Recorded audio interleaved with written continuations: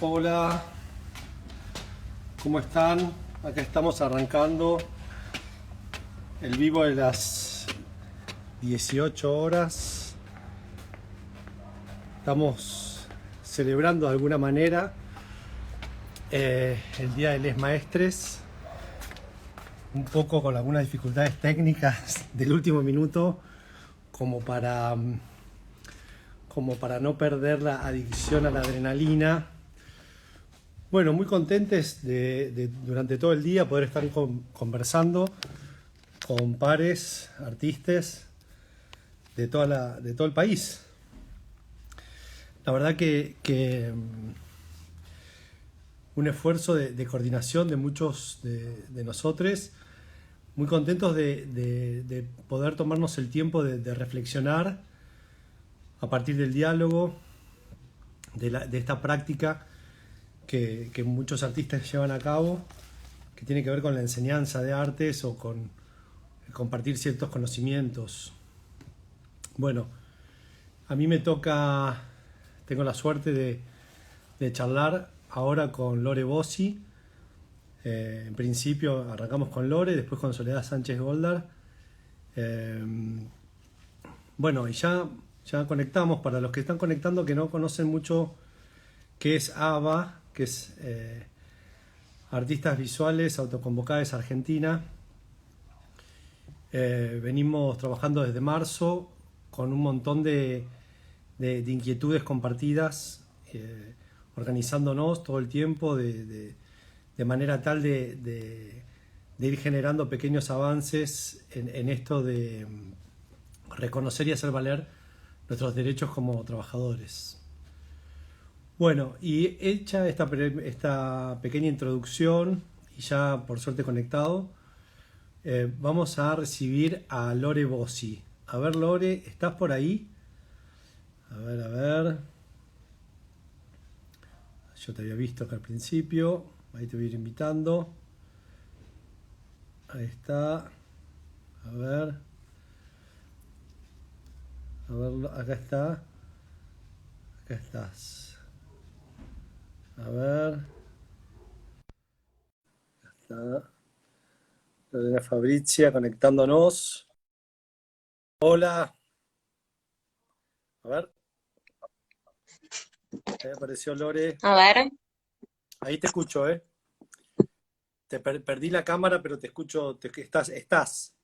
A ver, habla. ouch. A Ahí está. ver, hola, estoy hablando. No sé Sí. el tema de la cámara. ¿Cómo? Y la cámara, tal vez, apretaste alguna cosita. Hola, Sí. Guille. Este, bueno, todo Uf. muy performático siempre. A ver ahí. Sí. No, apretaste algo en la cámara, me imagino. No sé qué, Ni idea. ni idea. ¿Querés que cortemos y volvés a... Dale, dale. Si no hablo y así, sin, No, sin pero imagen. una pena. A ver. A ver, no sé cómo hacer para cortar de última, a ver. No, porque se va a cortar el vivo. No sé cómo cortar con vos. Bueno, mientras alguien nos va a tirar alguna onda por el de cómo, pero se los ve. Ah, ¿se nos ve a los dos? Ahí alguien dice que se nos ve. Yo no te veo.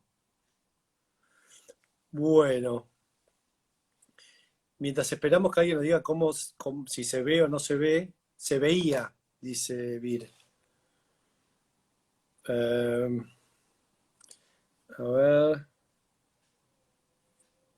a ver ahí.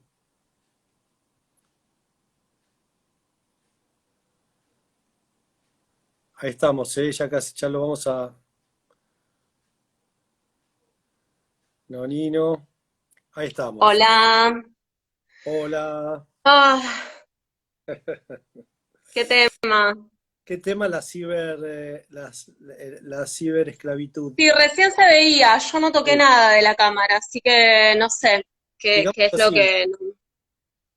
sí, charlemos un poquitito y ahora volver para quienes se están sumando.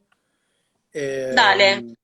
Mira, ahí volviste, ¿viste? Relajamos un poco y la tecnología. Bueno, entonces, ¿por qué no arrancamos con esto de qué está pasando con tu práctica, con esto? Bueno, vos ahora estás dando clases en este momento o estás abocada. Eh, no, o sea, yo primero me presento, mi nombre es Lorena Bossi, soy parte del proyecto secundario Liliana Maresca, que funciona en la cava de la Villa de Fiorito, y se armó en el año 2008, cuando se dio de baja la Ley Federal de Educación, y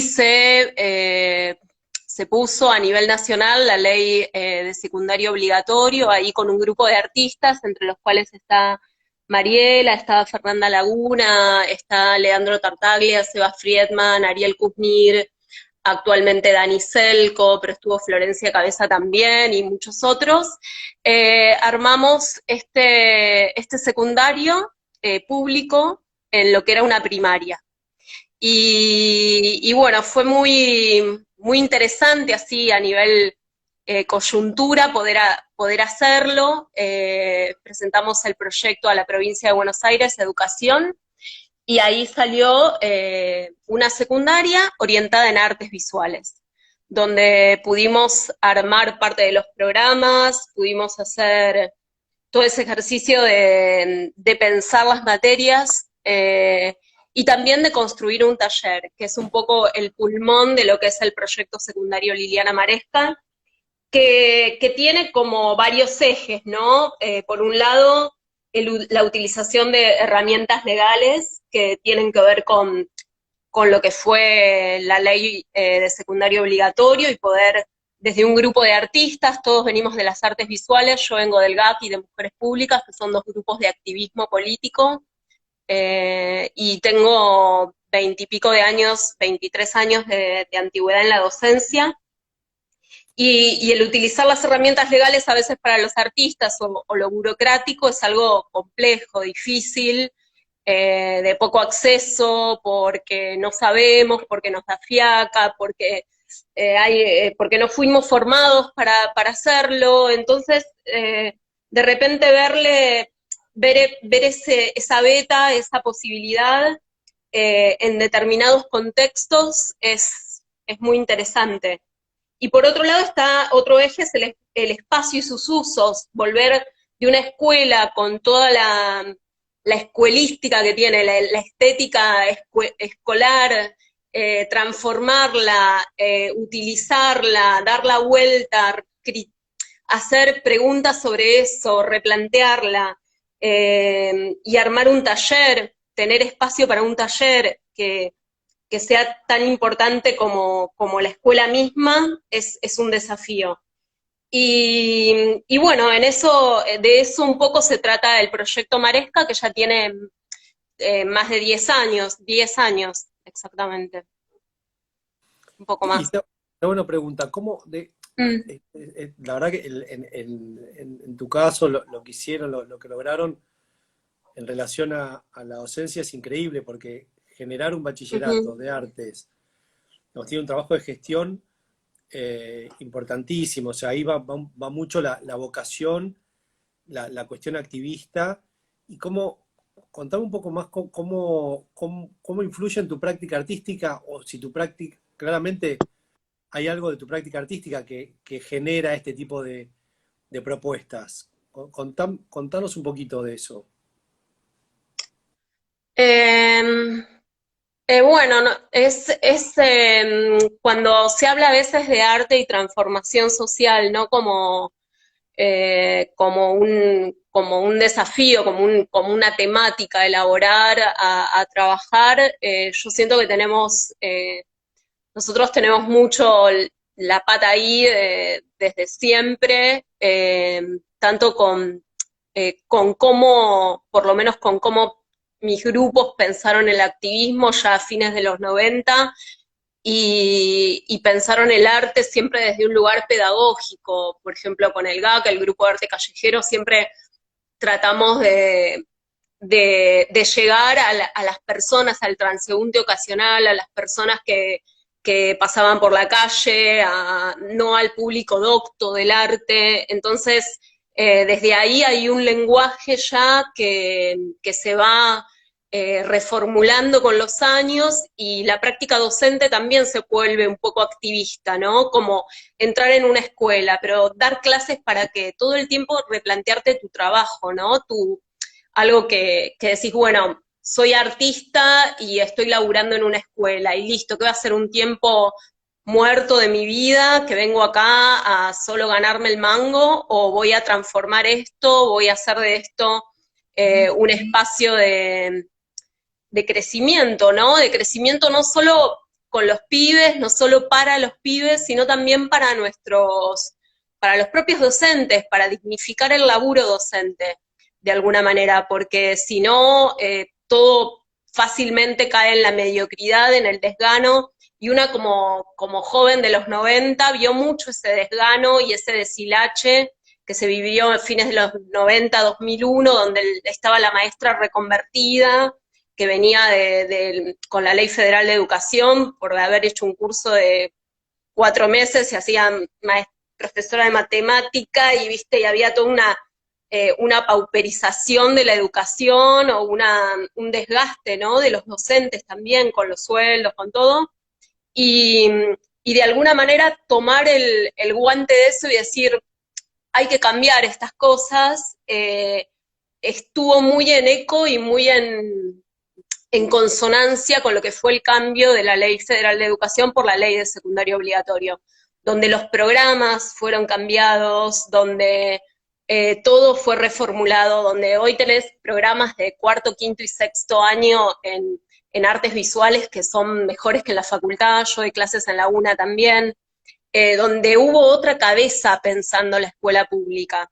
Y nosotros fuimos parte de esa generación, y cuando fuimos parte de eso en el 2008, con el equipo que armamos el secundario, los docentes más viejos no entendían del todo, no lo entendían.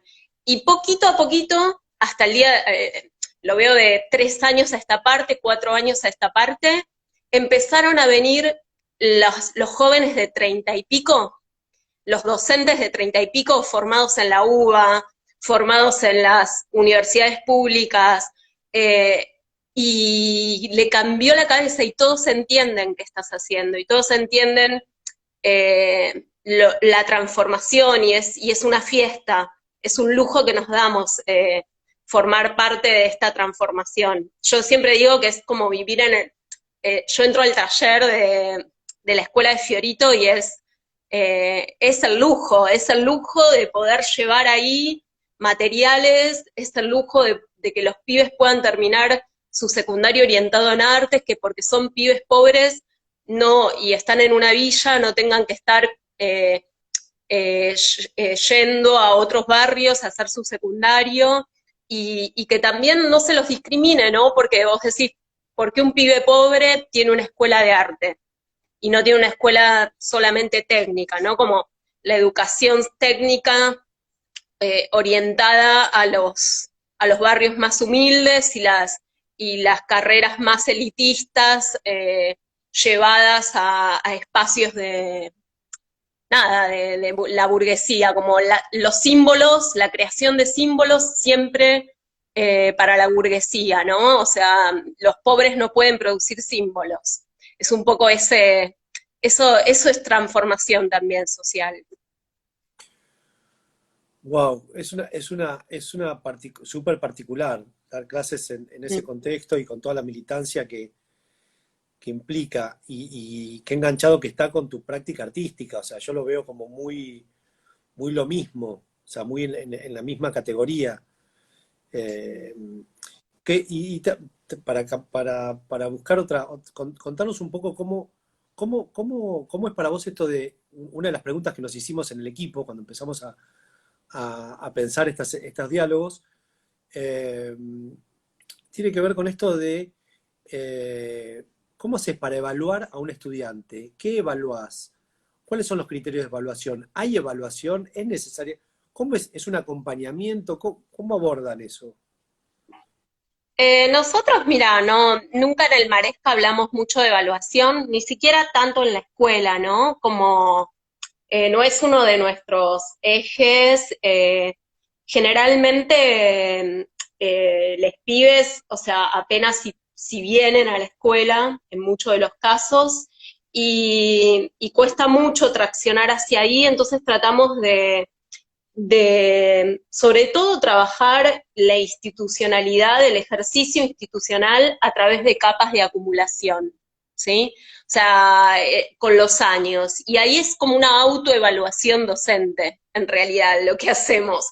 Porque lo que nos generamos es una evaluación hacia nosotros mismos, todo el tiempo, de las prácticas institucionales y de cómo esas prácticas institucionales se van, es fea la palabra evolucionando, pero sí, se van acumulando en capas que van generando un proceso institucional, que nos lleva a lugares cada vez más fortalecidos.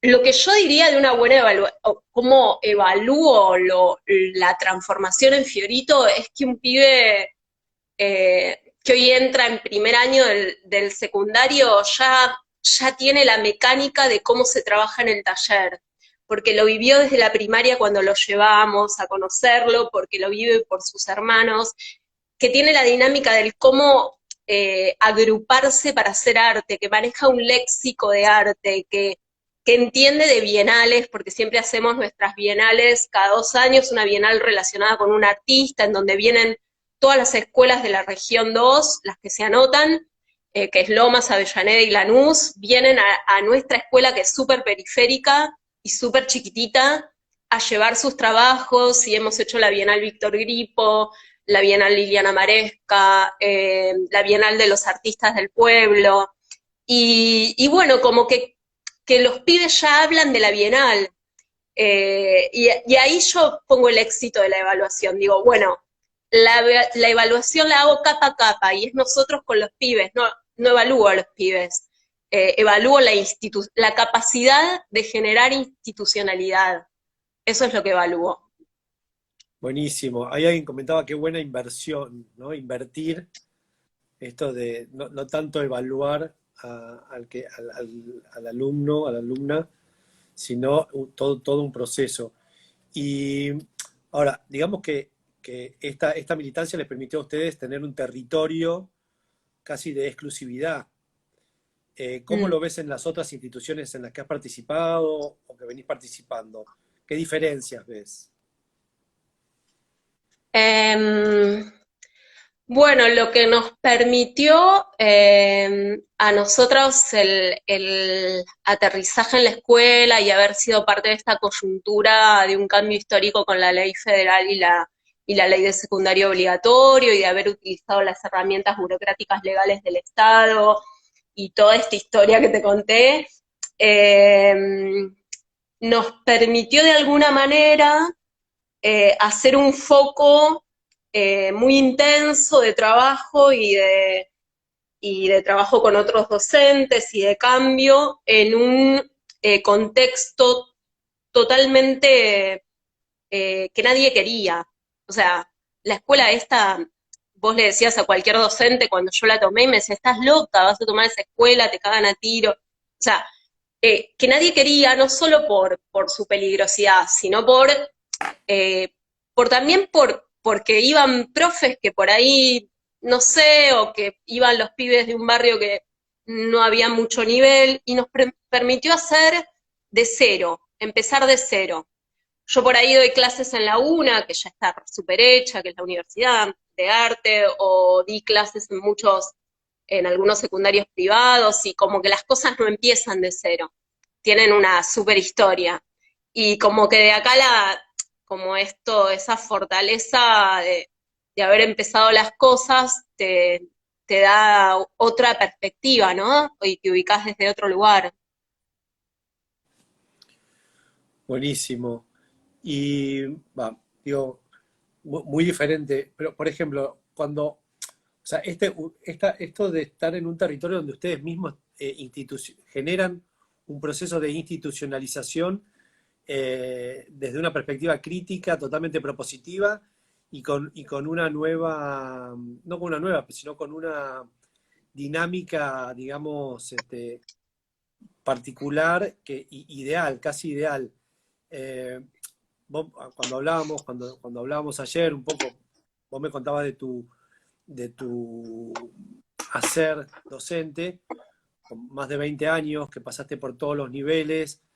Eh, ¿qué, ¿Qué es lo que vos observás que hoy no sucede, que debería suceder en estos otros ámbitos? Que no es ni, que no Claro. es ni universitario, que hay tal vez más libertades Ujú. que te puedes tomar como en las cátedras, o en Fiorito. Vos con el resto de la experiencia, ¿qué visualizás? Bueno, vos algo mencionaste al principio, ¿no? De que muchas Ujú. veces la carga docente es tal que está muy pinchado, ¿no? Muy pinchada la docente y Claro. cuesta remar y tener una visión de para qué estoy formando a alguien o para qué estoy proponiendo esta experiencia en el aula, ¿no? ¿Cuál sería Sí, yo tu rescato un apreciación? poco algo que dijo una de las chicas del elefante en bicicleta, ¿no? Como ese deseo. Yo siempre creo que hay que unirse con otros, con otros, pares, siempre. Siempre que haya en el equipo alguna gente entusiasta, en este caso somos todos entusiastas, creo que yo soy la menos entusiasta del equipo, son todos Ariel Kuzmir, Dani, que andaba por ahí, son todos súper entusiastas, Leandro, Seba, y como que si te aglutinas, respetas el deseo grupal, avanzás con ideas, tenés estrategias y vas para adelante, o sea, Mm, es como que ahí se fraguan, se empiezan a armar las cosas, ¿no? Y con una clara idea política también, ¿no? No todo en una nube, sino con estrategias que te lleven a tener, que tengan que ver con herramientas políticas, culturales, sociales, de intervención. O sea, nosotros trabajamos con organizaciones del barrio, con comedores, con los directivos, con los docentes, con la primaria, con la escuela de cerámica, con curadores, con los artistas contemporáneos locales que vienen a hacer sus proyectos. Y hay algo que pasa con los proyectos de los artistas cuando vienen a Fiorito, que es re interesante, que no vienen a hacer un proyecto, sino que no es algo para los chicos. Uno siempre piensa el docente dando algo para los chicos. Y nosotros hacemos que el artista trabaje sobre su obra, con su obra, en diálogo con los pibes, con las pibas, en diálogo con el barrio, en diálogo con las otras materias, y el artista se va enriquecido y fortalecido de ahí, porque trabajó en diálogo con todos, poniendo en juego sus preguntas íntimas, personales que hacen a su obra, y las desparramó en la mesa del taller y se las dieron remil vueltas y probó, hizo ensayos, se equivocó, jugó, un pibe le cambió todo en 2 minutos y esa es algo que aprendimos a hacer mezclando, ¿no? Y lo que tienen las instituciones es que te permiten mezclar muchas cosas. Y eso es lo bueno cuando enganchás una institución y no la enganchás desde su lugar mohoso y anquilosado y estructurado, sino que te metes a romperlas. Te das cuenta que tienen un montón, una gramática, lo institucional, que se despliega en un montón de lugares y que esos lugares, si los intervenís, te permiten articular cruces loquísimos, que no los podrías hacer como un grupo o como solo un artista. mm. Y esa es una plataforma, la institución es una plataforma. Buenísimo, Lore. Súper súper entusiasmado el chat. Que sí, creo que es eso. Está bueno eso que decís, lo grupal, el estar acompañados y acompañadas en la práctica, fundamental para animarse a hibridar, ¿no? A mezclar. El proceso que contás cuando de tener invitades está buenísimo. Digo, pienso en aquellos que tal vez no están no tienen tan cruzada la práctica artística dentro de la práctica docente, ¿no? Bueno, Lore, genial, gracias No, de por, nada. por esta charla, por compartir esa experiencia increíble. Y bueno, nos vemos pronto, nos vemos por ABA, ya te vamos a sumar Dale. ahí a la escena local Dale. de ABA. Y bueno, ahora vamos a pasar a nuestra próxima invitada, Soledad Sánchez Goldar. Yo voy a intentar cortar con vos, te despido ahora y Dale, dale, tranqui. intento cortar con vos. Y ahora seguimos. Si se llega a cortar, vuelvo a conectar. Un beso, Dale. Lore. Nos Chao, vemos. gracias. Chao. A ver, ahí va. Perfecto. Bien. Ahora vamos a recibir a Soledad, que está en Salta, pero que tiene parte de su práctica en Córdoba. Con un, a ver si estás por ahí. Si no, yo ahora la invito.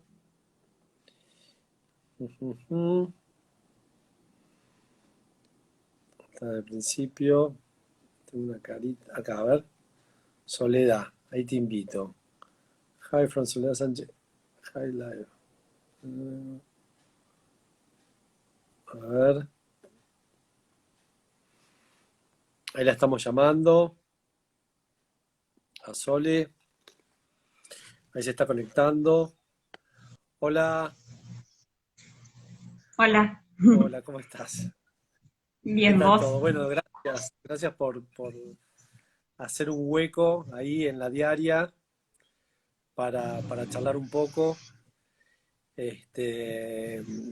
Bueno, hoy hablábamos un poquito, ¿no? Sobre las diferentes formas de abordar la cuestión docente o la docencia desde el arte. Vos me contabas esto de que mucho de tu práctica tiene que ver con la gestión, con el agite, y que muchas veces el pensar la docencia tiene que ver con facilitar experiencias de intercambio, de facilitación, en distintos ámbitos, no necesariamente en la cuestión escolar. ¿Querés contarnos un poquitito cómo? Sí. Bueno, antes que nada agradecer la invitación, un poco cuando me propuso Sofía Torres Cosiva, bueno, como que mi planteo fue, bueno, yo no soy docente, ¿no?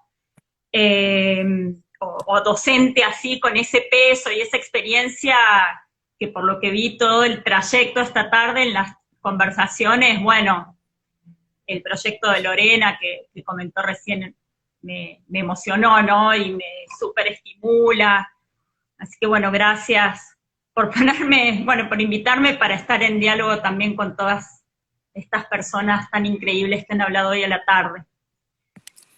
Un poco mi vínculo con la formación estuvo en principio muy relacionada a la gestión cultural y a mi propia práctica en la búsqueda, bueno, de espacios de formación en relación a la performance, que es la disciplina que practico desde hace muchos años. En un momento, mediante diversas gestiones, con María del Carmen Cachín, que fue mi compañera durante bastantes años, en la gestión generamos diferentes proyectos y conseguimos financiamiento para poder en Córdoba, bueno, llevar personas para brindar formación en relación a la performance, y eso está muy vinculado también a jornadas que hacíamos de visibilización, jornadas donde se hablaba un poco sobre diferentes momentos de la performance en Córdoba, se mostraban, bueno, diferentes artistas. Y a mí me daba como pudor dar clases, la verdad, y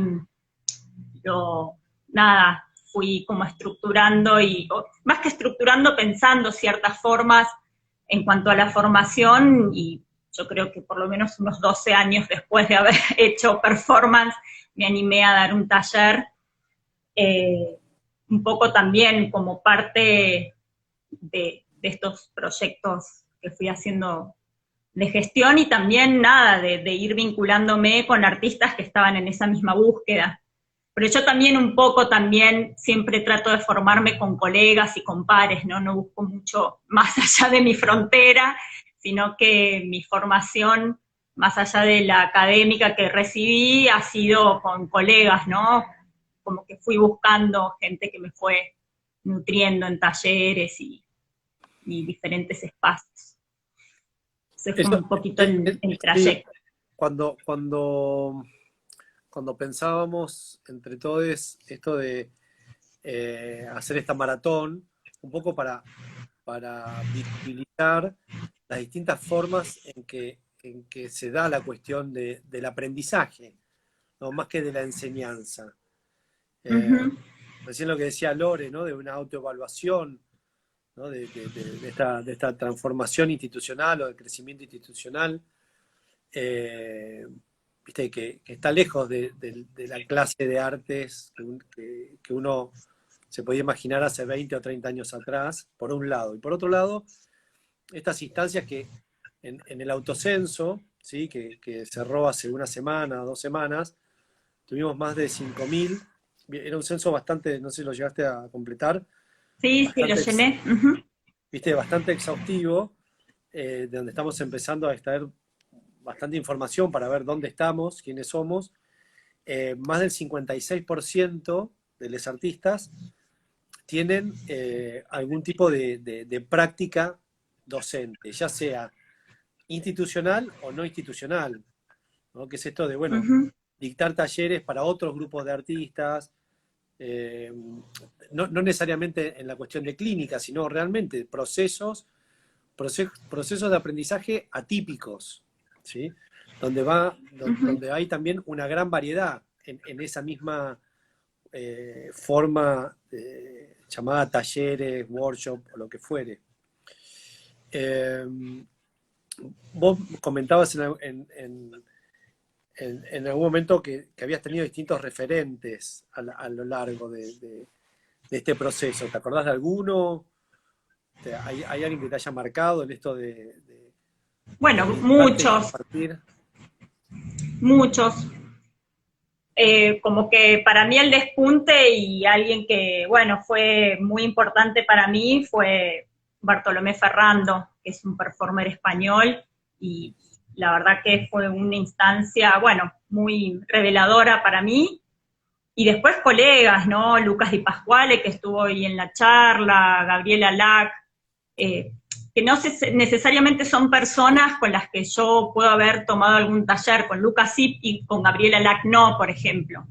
Pero son personas que yo escucho, que leo, que les presto atención, Aníbal Bueve, por ejemplo, también de Córdoba, Carmen Cachín, Mariana Robles.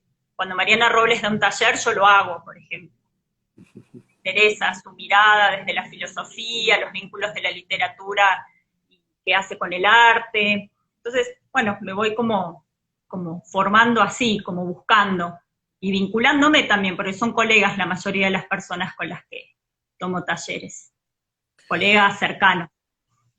Hoy lo escuchaba también al Güede un ratito, y esto de qué importante el compartir con otros, y esta cosa de la formación permanente, ¿no? O sea, hay algo en lo contemporáneo, ¿viste? Donde realmente estamos navegando,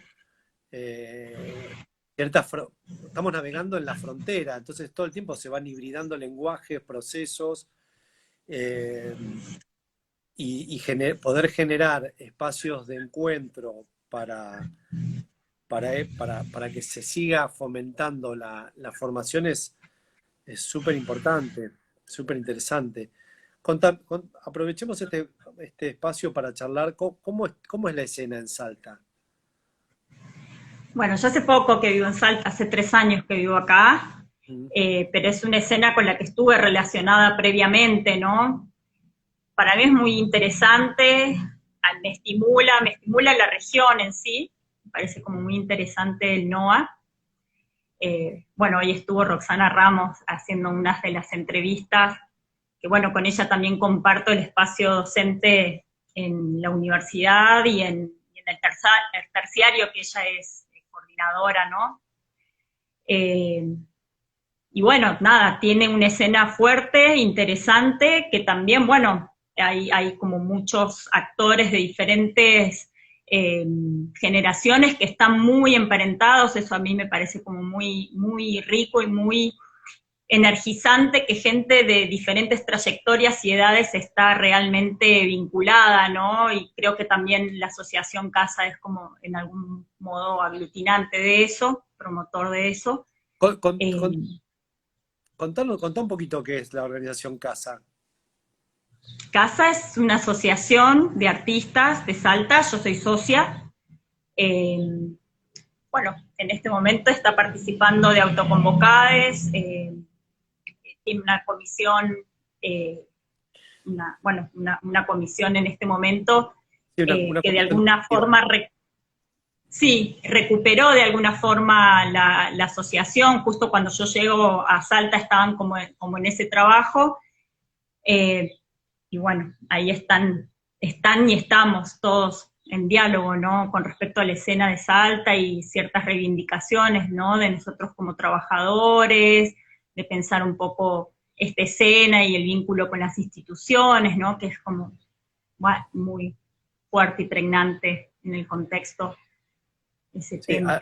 a mí me sorprendió, digamos, me sorprendió como muy, muy gratamente cuando conocimos a Casa, porque realmente es una experiencia de autoorganización a partir de la figura de una asociación civil, ¿sí? Llevada a cabo por artistas, para artistas, en una escena local, entendiendo la necesidad de una figura legal para dialogar con otras instituciones. O sea, por un lado, el agruparse y el autoorganizarse tiene peso, ¿no? Digo, nos estamos dando Sí. cuenta con ABA y con situaciones como Casa que se logra un diálogo, ¿viste? Para ser escuchado y para negociar y para proponer, ¿cómo se diría?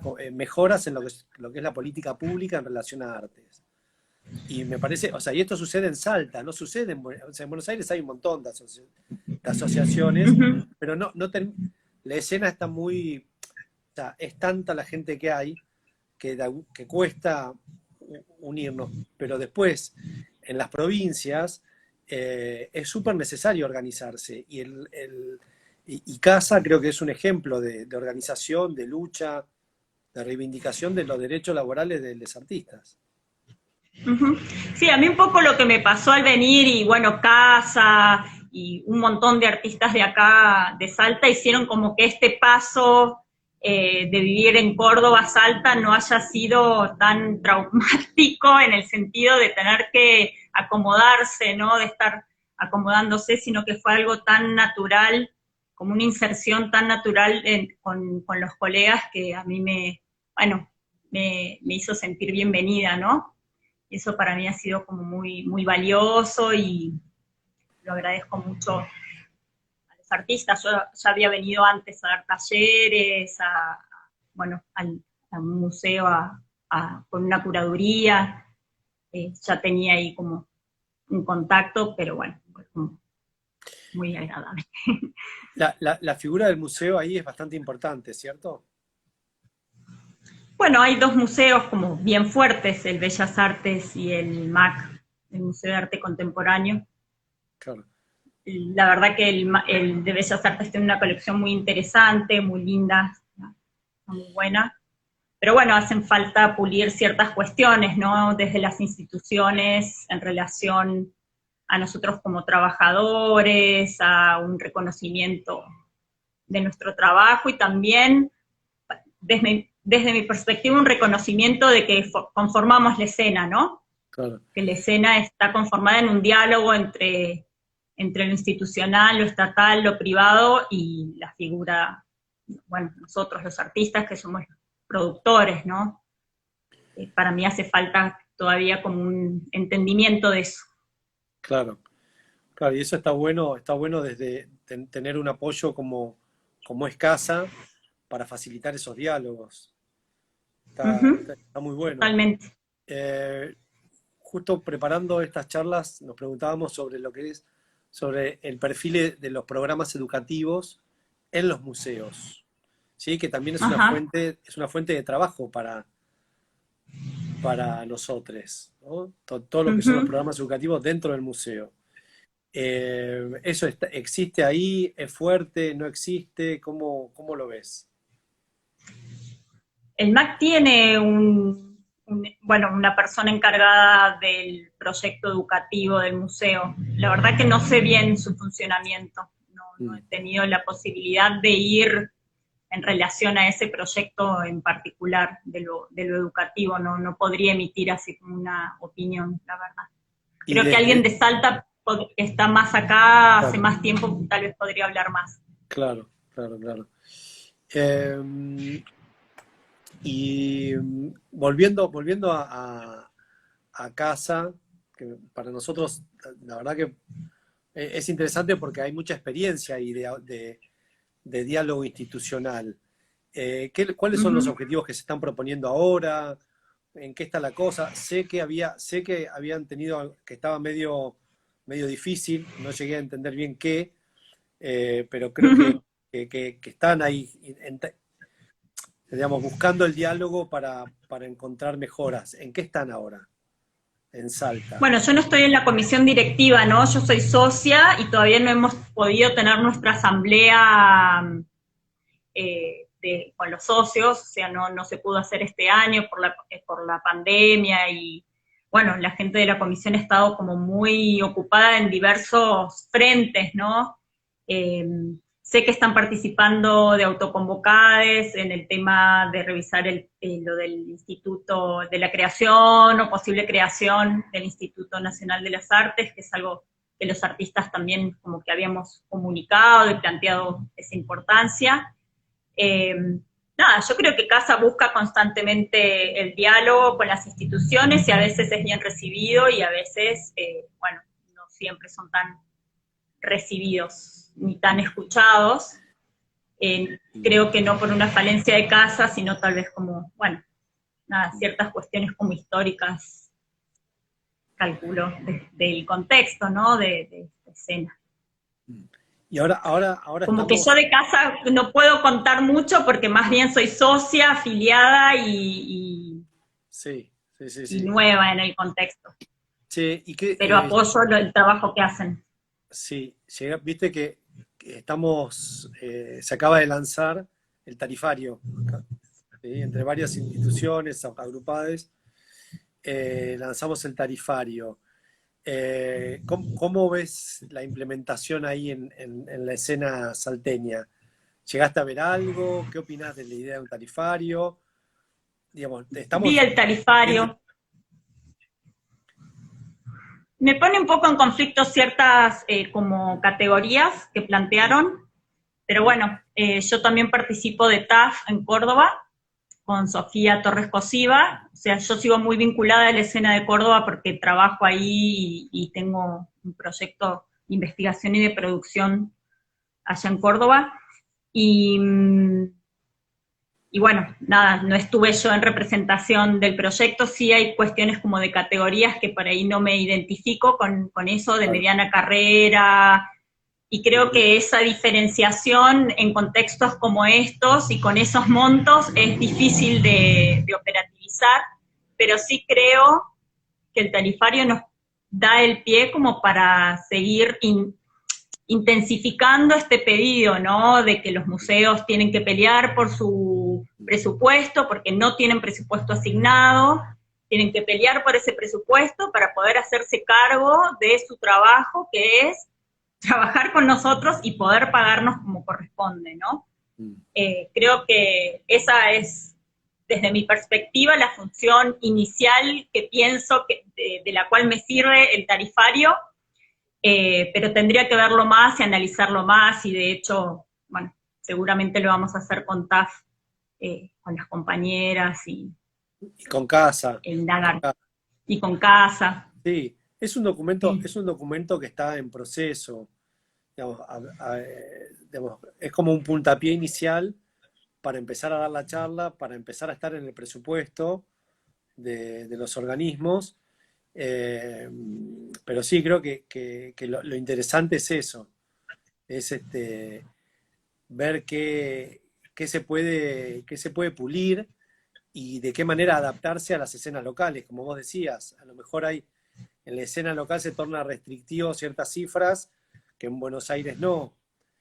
Bueno, eso está más o menos, eso está previsto. Eso está previsto. Sí, sí, sí, por eso yo lo tomo como una cosa que nos permite negociar, que nos permite dialogar, que da la pauta de que estamos organizados los artistas, que los que no participamos de autoconvocadas tenemos representantes que están participando, ¿no?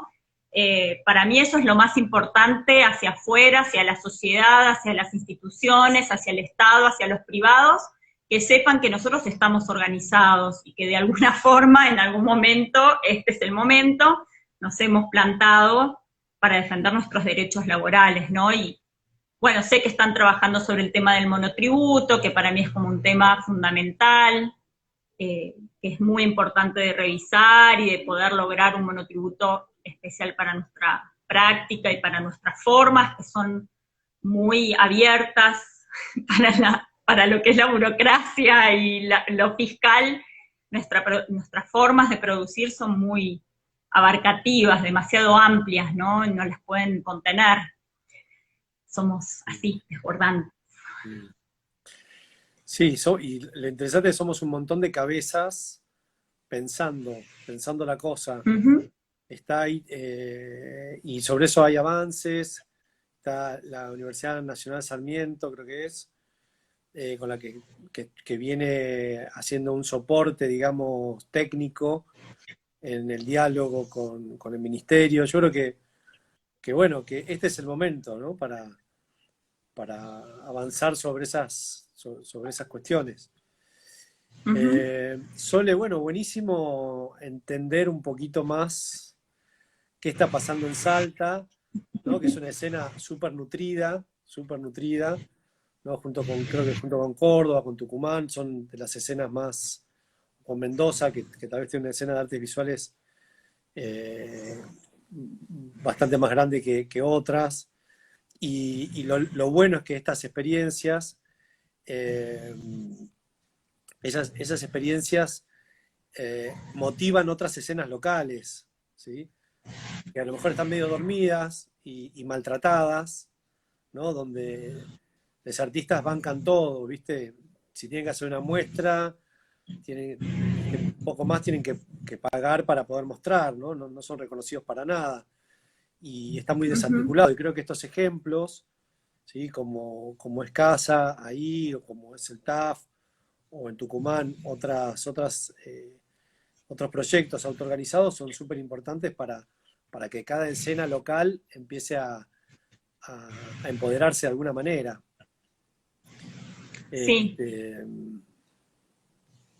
Sí, a mí me pone muy contenta la organización en Córdoba también, con las compañeras de TAF, porque hemos intentado, no sé, yo estoy en el arte en Córdoba, en la escena, desde finales de los 80, y hemos intentado muchas veces organizarnos, y bueno, ha sido difícil, ¿no? No lo hemos podido concretar, y bueno, la verdad que me encanta poder participar en este momento con mis compañeras en Córdoba. La verdad que aparte aprendo mucho, volviendo a esta cosa de la formación y todo, es un espacio de aprendizaje también mutuo que valoro un montón.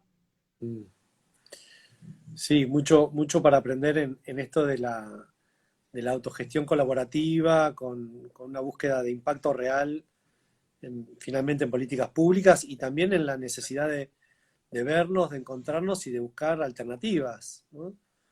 De alguna manera los paradigmas se están o sea, hay un montón de paradigmas que ya no van más, pero ¿qué viene? O sea, vamos a tener que construir formas que desconocemos.